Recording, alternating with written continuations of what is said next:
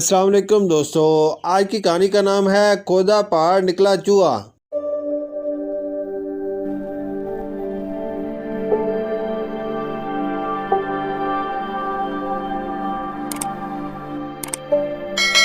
طاہر کو جاسوسی کرنے کا بے حد شوق تھا۔ وہ اپنے آپ کو جاسوسی فلموں کا ہیرو سمجھتا تھا۔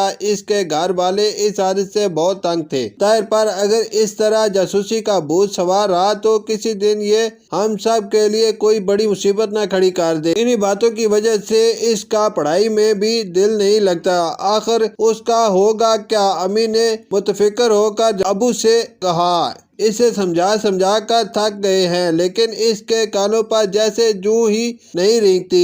آئے دن محلے سے شکایتیں آتی رہتی ہیں۔ بس اب میں نے فیصلہ کر لیا ہے کہ اسے بورڈنگ میں داخل کروا دوں گا۔ وہاں پابند رہے گا تو جاسوسی کا شوق ختم ہو جائے گا۔ ابو غصے سے بولتے چلے گئے۔ بالآخر طاہر کو بورڈنگ ہاؤس میں داخل کروایا گیا۔ یہاں صبح کے ناشتے کے لیے رات میں ہی ہر بچے کا بن ڈبل روٹی منگوا لیا جاتا تھا، کیونکہ بیکری صبح جلدی نہیں کھلتی تھی۔ 2-4 دن سے بورڈنگ ہاؤس میں عجیب بات محسوس کی گئی کہ روزانہ ایک بچے کا بن غائب ہو جاتا۔ طاہر کی جاسوسی اس موقع پر بھڑک اٹھی۔ رات کو جب سب سو گئے تو وہ اپنے بستر پر بیٹھے کمرے میں چاروں طرف نظریں دوڑانے لگا۔ اچانک اس نے ایسی عجیب بات دیکھی کہ بے اختیار لیٹ کر چادر سر تک تان لی اور کانپنے لگا۔ رات بھر وہ خوف سے کپکپاتا رہا۔ صبح برس اسکول سرامسی کے عالم میں تھا، کیونکہ ایک اور بن غائب تھا۔ کسی کو معلوم ہو یا نہ ہو، مگر طاہر کو معلوم تھا کہ چور کون ہے۔ اس نے ایک بچے سے کہا، مجھے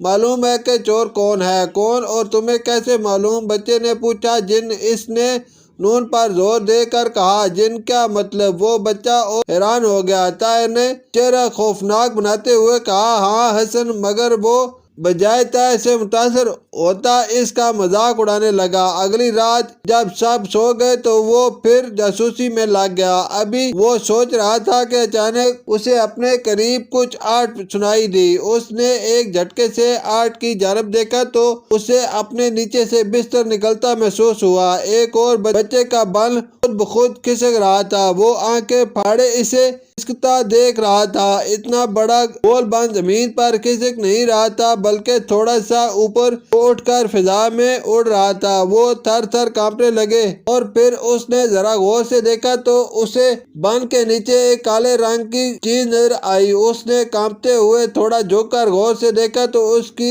بے اختیار ہنسی چھوٹ گئی۔ اس کی ہنسی سن کر باقی بچے بھی گھبرا کر اٹھ بیٹھے۔ کیا ہوا؟ ایک نے پوچھا۔ ارے کیوں ہنس رہے ہو اتنی رات کو؟ ایک اور بولا۔ طاہر سب باتوں سے بے اختیار بس اس بن کو دیکھے جا رہا تھا، جو اب کافی دور نکل چکا تھا۔ پھر باقی بچوں کی نگاہیں بھی اس کی نگاہوں کے سیر میں گئیں۔ سب کے چہروں پر مسکراہٹ تھی۔ اتنے بڑے بن کے نیچے چھوٹی سی چوہیا ایسی لگ رہی تھی جیسے کوئی پستہ قد مزدور فوم کا گدھا اٹھائے چلا جا رہا ہو۔ اچھا تو یہ ہے بن چور؟ دت تیری کی! کئی بچوں کے منہ سے نکلا اور کمرہ کہکوں سے گونج اٹھا۔ چوہیا ان کے کہکوں سے خوفزدہ ہو کر بن چھوڑ کر سرپٹ بھاگ گئی۔ طاہر نے بے اختیار کہا، یہ وہی مثال ہو گئی، کھودا پہاڑ نکلا چوہا۔ شکریہ۔